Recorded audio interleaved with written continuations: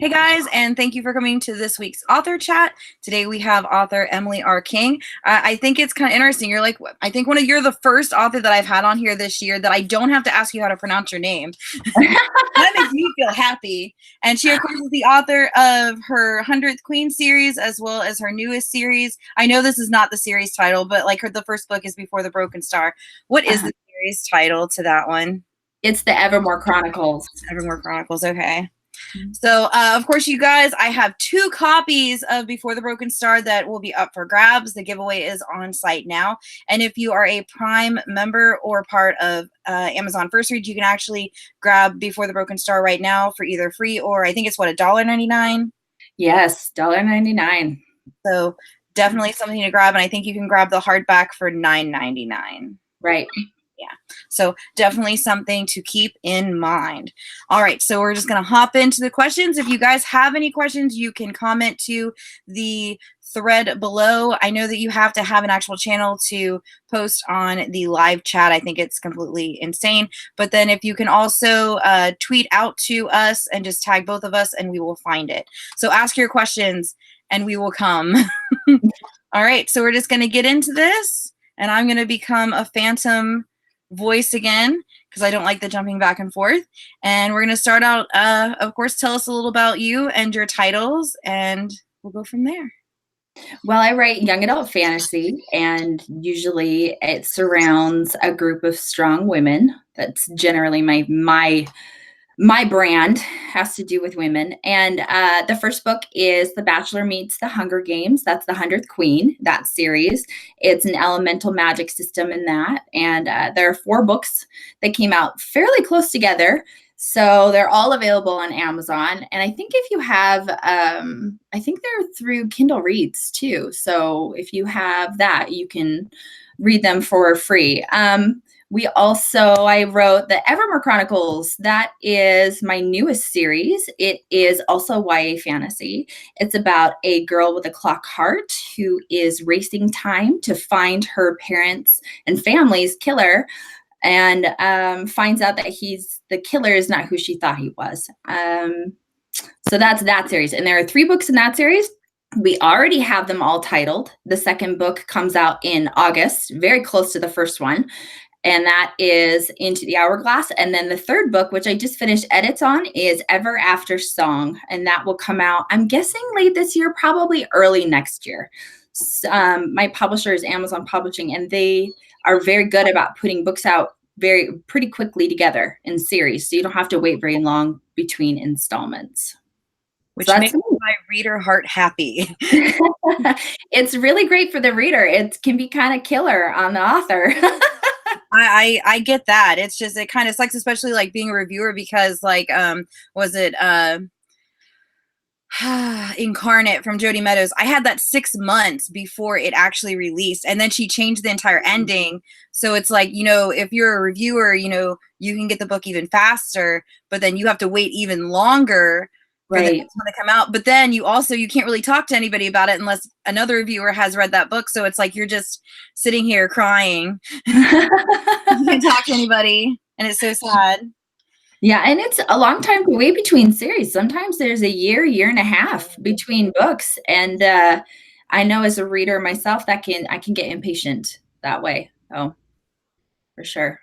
Or you forget the story and you have to start over from the first one. That's what I have to do. When it's other people's books, yeah, I generally have to go, okay, what happened? And I know some people have had this idea of doing a recap before the beginning of books. And actually, I don't mind that. I think it depends on your editor, how much is recapped at the beginning of books. I tend to never recap anything. And then my editors tell me to go back in and put in what has gone on. And so I do that because they've asked me to, but I know some editors don't. And so you get nothing. You have no idea where unless you just finished it, what just happened in the past book. I know that the Shadowhunter books, those do that. Cassandra Clare does not do a lot of rehashing of what has happened in the past books. But I mean, I just read the 100th Queen back to back over the last couple of days, and I think you did a really good job with it. It was enough that if you hadn't read it in a while, it would, kind of jog your memory of what was going on. But if you're reading them back to back like me, you're not like, oh my God, I already know what's going on. I don't care. It Stop talking. Yeah, I know. A couple of books that have done that they like rehash every little thing. And it's like, I already know. Yes. Yeah. And there is a fine balance. Oh, my cat has decided to come say hi. Hold on. Say hi. Okay, go away. She thinks if I sit at my desk that I have to hold her. So she's kind of a baby. But yeah, it just depends on the author too. And I think the style and how long between books. When you wait 1.5 years between books, that's quite a gap, and the more that they can remind me of, the better. But it just depends. I think you did really good with it, though. No, thank you. So our first actual question is where I know I'm going to butcher this. The elemental wielding people in the 100th Queen series. How do you pronounce what they are? Buddhas. Oh, it's Buddhist. Okay. So how did you get the idea for them? Oh, I have to always say this, a disclaimer. I didn't watch The Last Airbender until after I wrote book 3. So I don't know how I missed it. I binge watched it with my kids and I was like, this is amazing. But I think I wanted to write a magical people that could be lived in society with us and kind of hidden and weren't so obvious about who they were. And really the magic came off of the religion that I built. So their religion and their gods being a land and a sky and a fire, I wanted them to have some sort of magic that fit their belief system. And so it mirrored that initially. I wasn't setting out to write an elemental magic system. I was setting out to write my own religion. And that's kind of came from that. Well, that's so cool. Right. So our next question is, a lot of readers detest insta-love. Were you worried that readers would see the romance between Devon and Khaalis as that? And I can't even read what I wrote. And how would you classify their love for each other? I fell in love with my husband. I met my husband when I was 14. We started dating when I was 16, and I knew as soon as we started dating that I could marry him one day if I wanted to. So I think insta love is a really interesting thing because, we are looking at it through the lens of adults. And as teens, I don't know how many boys I looked at and thought, oh yeah, I love you. Like I was circling, hearts around our names, and I was giving myself their last name and doing all of the typical things that you do as a teen girl. And I think it's important to remember that Khaalis did not have any experience with men. So of course, the first nice man she's going to meet, she's going to probably fall for. And I think that that's a normal teen girl thing, especially when you have no experience with men whatsoever. So for me, it made sense that she would fall into that rather quickly. He's the first man she's ever seen. There's a whole lot of romance in that, and of course that doesn't make it easy for them. There are 3 more books of them figuring it out. But I think that knowing that you can love someone can come really fast. At least it has in my life. And I think that's why I write YA, because I had such a great experience with romance in my teens. I've been married now for 15 years, and my husband and I have 4 children, and we met as teens. And so it's a very nostalgic thing to write that. So it just depends on what your experience is, I guess. Okay. I understand that. I think the insta love part, some stories are, they do it really well, and then other ones they just kind of butcher it. So it's like one of those things that there's a fine line between doing it, a good way and a bad way type thing. I think for Khaalis and Devon, I think it worked really well for them. That it wasn't overly done. To start with, it was kind of slow, and then they profess their love and all that. Right. Well, and I think for me, I never, the romance was secondary. To me, the main storyline is Khaalis and her relationships with the women. So when my editor bought the book, he wanted me to increase the romance. And so I did, but that wasn't ever the main part of the original vision. It was about Kali and Jaya's relationship. It was about them and the other queens. That is the number one plot, that thread that carries it through. The romance is there, but it is by all means not, it doesn't start out, at least, as the main plot. It wasn't ever meant to be. Yeah. Okay, so the next question is, if you were going to write another story set in the world of the 100th Queen, but you couldn't use one of the main characters, whose POV would it be in and why? Oh, I think it would be fun to write Brock. I think he would be a fun character to write. And I think it would be fun to write Talia from the North. I think she would be a really great character to write too. Though I would choose probably a character from a different world, or one of the other worlds, I think is what I would do. But I don't know. I haven't really, I mean, initially I thought about writing in the world again. I could come back to it one day, but I have no plans to at this point. Yeah, but I never say never. Right. Yeah. Now, what if it was a prequel, though? Oh my gosh. I would love to write, like, in the future 20 years, like write maybe not Collie and Devon's children, but someone else's, maybe Ashwin's children. I think that would be kind of fun. I like it when you like jump ahead in the future and you have different problems and it's different issues in the government and with all the politics. But I don't know. I haven't put that much thought into it. I probably should. That would be kind of cool to see about their kids and stuff. Mm-hmm. Yeah. Okay, so this one might be a little tricky to answer, but without giving too much away, did you always know who Collie's parents were and who she truly was? Yes, I did. And writing the first book, writing the story of how Enlil chose his 100th queen and how they kept that, bringing that up in their culture and playing with that all the way through book 4. I didn't know exactly that was going to show up so prevalently in the last book, but when it did, it just made total sense to me. I mean, it was very circular that way. And so I knew that she was always kind of a step above everyone else, but I wasn't exactly, as far as dealing with past lives, how that would all line up, and it did rather perfectly. And I'm thrilled with if you read the series through, you'll understand the mythology in the first book really does come into play in the last book. And you really have to know the series pretty well to understand how it all comes together. It was kind of fun to see it. Not always do plots come together that perfectly, but it did for this. It was so good. I do recommend reading them back to back, because then you can't forget any of the, the little bits and pieces. Right. It definitely worked. And I mean, they're not that big. They're fairly small books. So yeah, you can hit that out in 2-3 hours and go to the next one. Right.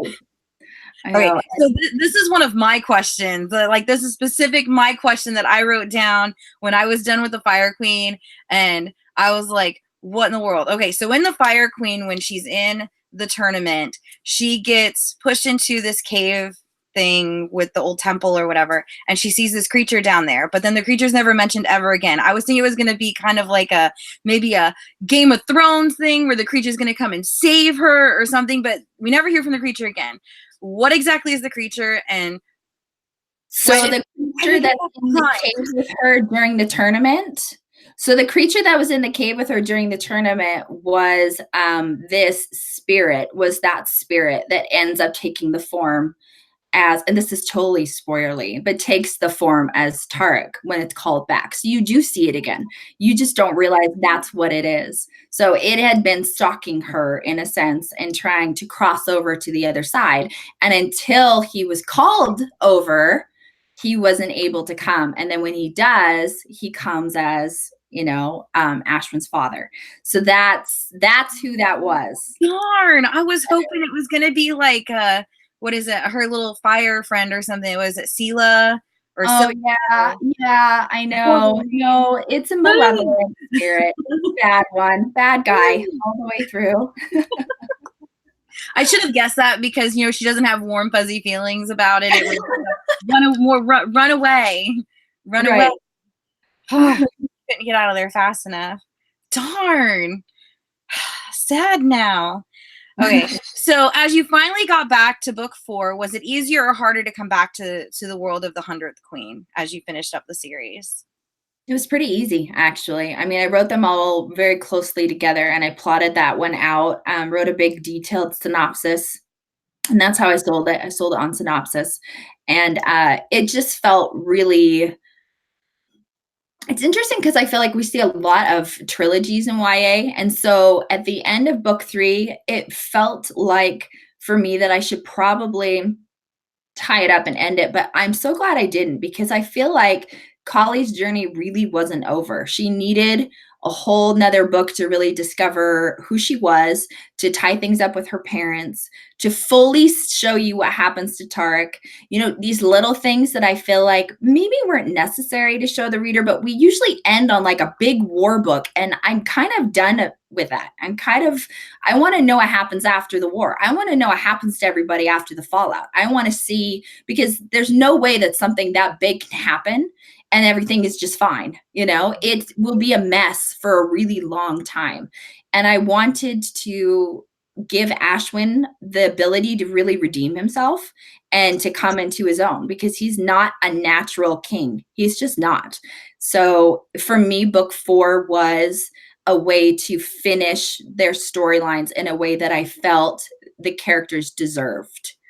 So it was a hem, and I hemmed and hawed over it for a little bit, trying to figure out if I really needed it. But I feel like I'm so glad I wrote it. I think that it is the happy ending that everyone deserved. If that series would have ended with book 3 with just like the way that it ended in like an epilogue or something, we would have revolted. I can pretty much just about guarantee we would have revolted and would have pestered you until we got a book 4, because I mean, so much happens in book 4 with the politics and you know, and him having to marry somebody and all that stuff, and the brujas and everything else, that it you were right, you know, we had to have it. Yeah. And but it's so rare. You usually YA, especially, and maybe this is fantasy in general, we just end it after the war. We have our big war book and then it's over. And you know, I think it works for a lot of storylines, but this is such an epic world. It's so big. And because I include, you know, multiple POVs, I feel like it was just needed. You know, it just felt incomplete. But yeah, I like bittersweet endings and I like leaving things open-ended. I would have liked for people to just, in their imagination, envisioned Khali going after her loved one, you know, and going into hell after him. But I think it was a lot better to show it. It was a lot better to show it for you guys. Book 4 was so good. So yeah, definitely needed that one. All right, let's see. Without giving too much away, again, in book 3, did you intentionally want the reader to know what was going on with Kalinda and Ashwin after she'd been like infected? I guess would be the Not best. really. I mean, to about the midpoint you find out, and it's a bit of a betrayal, but it's not an intentional betrayal. You know, it's one of those things where it's a consequence of some of the choices that were made, but it's not, it's really got to clinch it with as far as like whether they're made for each other or not, or whether they can make it work. Because you have to remember, Khali never wanted to be a queen. She never, ever, ever. So having that be her fate seems like a really just the opposite of who she is, you know? So as much as Ashwin is, I believe, a good man and grows up to be a good man, that's not Khali, you know? That's not who she is. It was his fate, but that doesn't necessarily mean it was hers. And so that relationship between the two of them in book 3, really the back and forth, is really just hammering that home, that they're good friends, but they're really like, they're not supposed to be together. Yeah. You know? I kind of really liked it though, because I generally hate it when I figure something out before it's revealed. But in this one, it's like, you know, realizing what was going on, you know, without giving anything away, realizing what's going on, you know, I'm like screaming at the book, like, no, you're going to hate yourselves later. Don't do That's right. Don't do it. That's right. And letting them have a chance to figure that out on their own, you know, and really just so then when they make a decision, they know that they have tried, and that they've thought it through and that it's just not going to work. I think that's kind of teens kind of dive into everything and then they're like, oh, wait, maybe this wasn't the best idea. So it was a very teenage relationship. That one was very teenagers for sure. Okay, the Hundredth Queen lays heavy on stories and tales in their world. How did you keep it from overwhelming you, and where did you get the idea for all the mythology that was told during the series? Sumerian mythology was my muse, which is very interesting because Sumerian mythology is actually more of like the grandfather of most mythologies. If you look at Celtic and you look at Greek mythologies, they have a lot of the same main figures and stories in Sumerian. In fact, the Celtic mythology, they have the same god. They have a god called Anu, then that's their sky god. So some of these things kind of carry through, and I think people recognize it. That those truths resonate with them. It feels familiar because they've heard it time and time again in different mythologies. And for me, it was fun to, once I, wanted the gods to be like real characters, not this idea where they're like far away, but bring them into the storyline. That was really fun. So Sumerian mythology was definitely my muse. It's not 100% accurate at all, but it was the inspiration. Can never be 100% accurate because it just depends on what book you read. Trust me, I know. I've got tons of books on like Greek and Roman mythology because they incorporate it, and they cross over a lot, and then you have different names, and then it just depends on which one you're going with, is depending on like the extras that this deity gets and stuff. So it can get really, really confusing really quickly. It can. And a lot of it is, subjective too. Some of the stories are changing and they'll have different versions for endings of them. And, it's hard to know which one was the truth. So. Right. Yep, it all just depends on who authored the book, on what research they decided to add to it. Exactly. So, but it was really fun. I love Sumerian mythology. I find it fascinating. I think all their gods and all their stories and how much they mimic Greek mythology is really, really interesting. It's kind of cool to see how it morphs and how the people would take those same beliefs and then they'd show up in time and time again in different places in history. Yeah, it's neat. It's so cool. All right, so let's talk about your newest title, Before the Broken Star. Where did you get the idea of a girl with a clockwork heart? Oh, so I wanted to write a character who was broken or who felt that she was broken. For me, it's a metaphor for any woman in this world who has been badly bruised by the patriarchy, who carries around their own scars about, either being hurt by somebody or being told they're not good enough or being put down because they're girl. I mean, just little things. It's amazing when you start really looking into your life, how much, sexism and misogyny plays into our everyday life. And I think it's getting better. I do. But my generation, it was still like, for instance, and I love my grandfather, but this is just an example. I have one brother and there's 4 of us girls in my family. And my grandfather would take my brother fishing, but we weren't allowed because we were girls. Little things like that I wanted to write someone who feels like she has been damaged irreparably by someone who's really awful, who doesn't actually come across really awful. Have you ever read American Psycho? No. Okay, so American Psycho is kind of the inspiration for my antagonist. He's this really good-looking, rich, white guy who gets away with everything because he's rich and good looking and in a place of power, and he does some really horrendous things, but he's charismatic and he's someone that is beautiful, and we think beautiful people are better, behave better, and we think people with money are someone to look up to.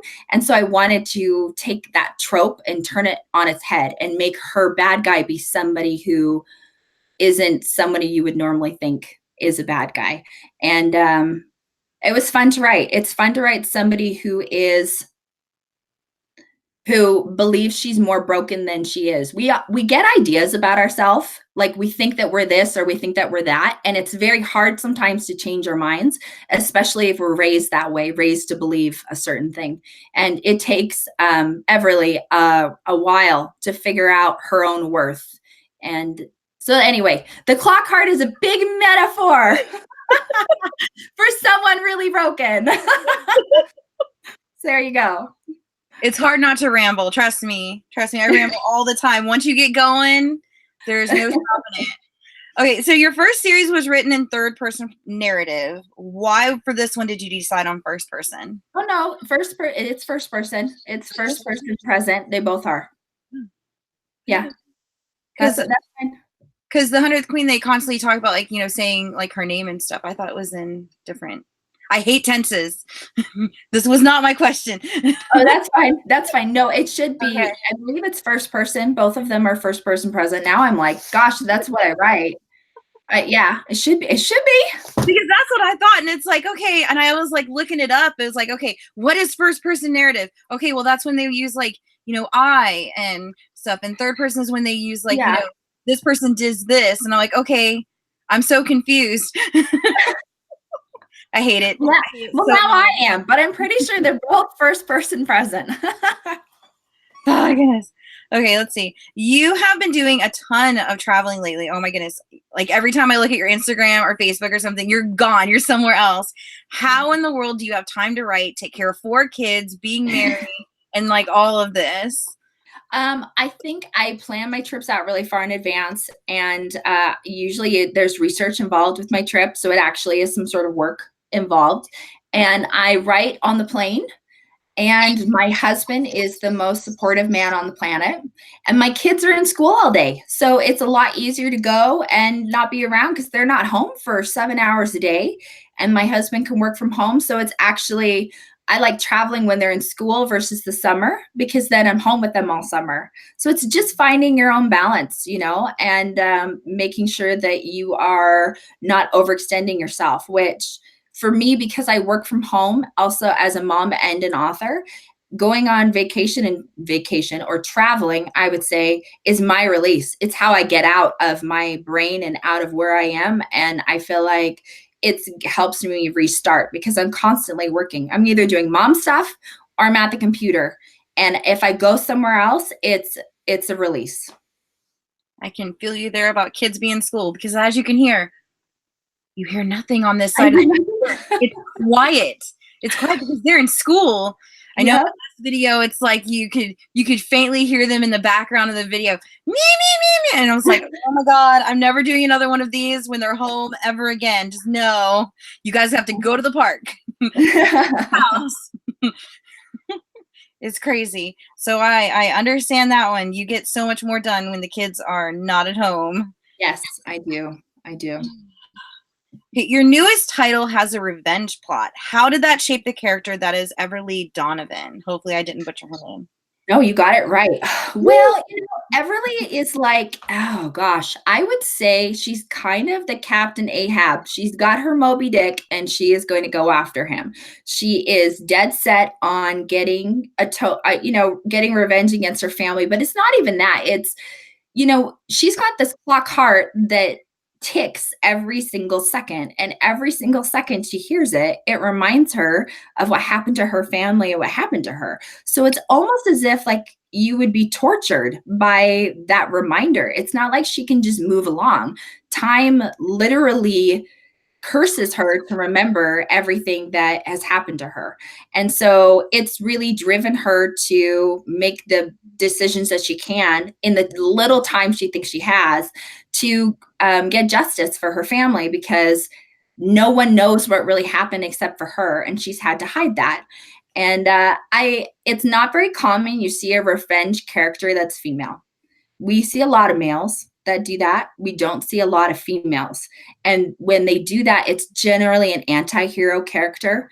And I believe that Everly starts off as an anti-hero. She may become something else, but you know, her motivations are somewhat selfish for why she wants to get her revenge and really find out what happened. She was a kid when she lost her parents. So what she thinks it is isn't at all what it actually is. So part of that is her self-discovery to find out what really happened and what she's going to do about it. Okay. So let's talk about the amazingness that is your book's cover, the new one. Oh my goodness. So the of course the dust jacket is beautiful. I don't know, do you have a copy handy, or I can switch back? Okay, so you do. Awesome. You come prepared. I like that. All right, so of course here's the cover to Before the Broken Star, and then underneath the jacket we also get that beautiful purple that is so gorgeous. How many renditions of the cover did we get? Did you get to put any input into it? And how in the world did we end up with that under the dust jacket? Well, Kirk DuPont at Dog-Eared Page did the cover, and he is very fantastic. I get a lot of say in my cover. However, with this one, I really didn't need to. It came pretty much the way it is. There were a couple little tweaks. The color we kind of changed to more purpley, and we saved the blue-green for the second book. And I got more feedback. This clock type dial is in the book. So it's on a gate, and it's how they get into the place that they're looking for.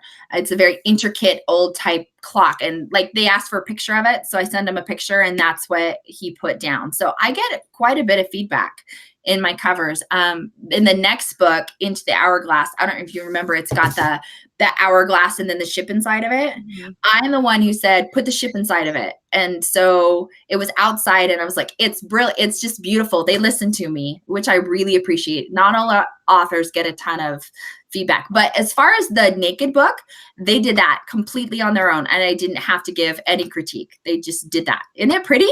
It's so gorgeous. It's like, I know. I keep saying that publishers need to come, like they need to start making posters, because a lot of these things, especially like that, it's so gorgeous. I know I have this gigantic one for the selection series that I had gotten from one of the book events, and it's like gigantic and has all the cover spines, and it's so pretty. They need to start selling posters. Oh, totally. I would get them. I love posters and pins and stuff like that. I have tons of it. I need more walls that I can actually put them on. You know, like, give me a house with the posters, and I'll just plaster all my walls. I'll just wallpaper them with, posters. That's fine. Just look at all the book covers all day long. All right, let's see. Before the Broken Star, what does the title tell us about the story? Oh, it was really, really hard to come up for a title about this book. So the Broken Star in the book is actually, it's, I believe, a metaphor for Everley, but it's also a metaphor for something very important into the series that comes up in the book and becomes even more important as the series goes on. There is a sword in the book, and how the sword was created is also very similar to how Everley has been put through her paces. And, it's this idea that when you are damaged, you think that, you're kind of done in, and you can have another purpose in your life and be made into something even greater than who you are. So Before the Broken Star is this idea of who we are before life gets in the way, and how we can still become something really great. That's where it comes from. So did you come up with the title yourself, or? With my publishers, my publisher, and my editor, and the whole group, the whole publicity group, they always yay or nay titles. We did it all together. Awesome. What have you been reading right now or just finished? This is going to be really boring because I've been reading up on Vikings. I've been reading nonfiction, like a lot of nonfiction recently. But I did read King of Scars, and I loved it. I thought it was fantastic. That's probably the most recent YA fantasy that I have read. And I read Smoke and Summons by Charlie Holmberg recently. I haven't read Her Myth and Mortals. That's book 2. It just came out. I need to read that next. But I've been doing a lot of nonfiction. I'm on one of those binges where I just read lots of nonfiction books. Okay, both of your series lay heavy on things like Khaalis putting on and taking off is it a sari or? Mm-hmm. Okay. Yep. And then of course Everley she's on a ship. She's surrounded with people with like flintlock pistols and all that stuff. And of course her clockwork heart. How much research did you have to do to add all these elements to your stories? Oh, so much. I'm always doing research. And you know, I love it. I think it's really fun. It's probably one of my most favorite parts because the more research I do, the more ideas I get. I mean, research and history is fodder for my stories. And so I'm constantly reading, even all the way through to the end. Like I will be doing research, like my trip to Germany recently is part of a setting in this series in book 3. So I went to go visit the inspiration for the setting that I wrote. So I am always doing research and I love it. I think most authors do. At least you'd think so, but you can never do too much. So have you actually ever like had to put on, like, did you like try to put on her garment and stuff and do all that? Yep, I did. I did it all. I mean, and the whole, even the gun thing, like my husband has a thing for gun anyway. But I asked questions through him, and my father-in-law is an officer or was a police officer. So I asked a bunch of questions through him. I watched a bunch of YouTube videos. So I watched them like reloading, like loading the flintlock pistols and firing them. And one guy was using a pistol to shoot branches from a tree. He was trimming a tree with his flintlock pistol. It was Not I the will never forget safest it. object to use, because those, I know those were, a lot of times those backfired and they would blow up in your face. Yeah. Think properly. That is not the tool that I would use for that. No. Well, I was wanting to see how if you shot into wood, which you would know reading the book, like how it would hit the wood. And so that's the video that came up. Very random, very funny. He did a good job. Like every shot, a branch would fall down. I was like, man, good on you. Good aim. Yeah. Really good aim, because of course those don't have bullets like what we have today. Those had like No. it was like the Lead iron balls. lead balls. Lead balls. Yeah. It was a long process to reload, and they had their own, like when they would line up to shoot, they had their own, signals and all that. I mean, it was interesting to research, but writing a book that takes place in the late, or would take place, is the secondary world, but the late 1700s, from like 1780, 1790, it's a lot easier to find information on that era. So that was really good. I could find a lot about it. Right. Okay. So as we know, of course, Everly has a clockwork heart. What exactly does her chest look like with that exposed? And did you have to do a lot of research on the anatomy aspect of the for that part of the story? Yes and no. That part of the story is the magic element. So I'm suspending disbelief there for a little bit because it sits in her chest, and she's got scars around it.